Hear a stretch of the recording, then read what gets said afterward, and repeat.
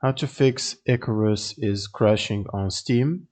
So first you will need to right click on the game and open up the properties window, and then go to installed files and click on verify the integrity of game files and wait for this process to finish.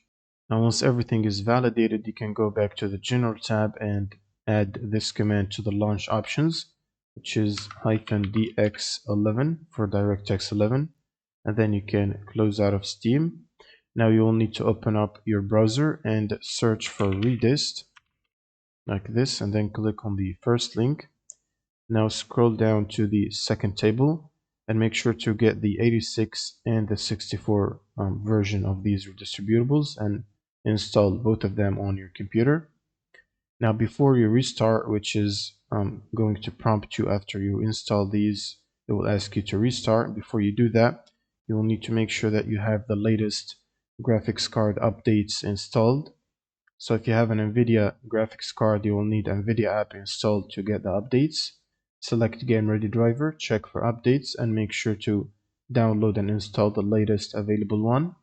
And if you have it already, you can try to manually reinstall it by clicking this button here. And once you finish that, you can basically restart your system by clicking power and restart.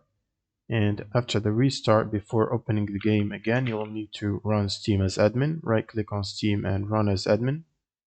And then you can proceed to launch the game from your library. And that's pretty much it for this video. Subscribe if you found this helpful, and see you in the next one.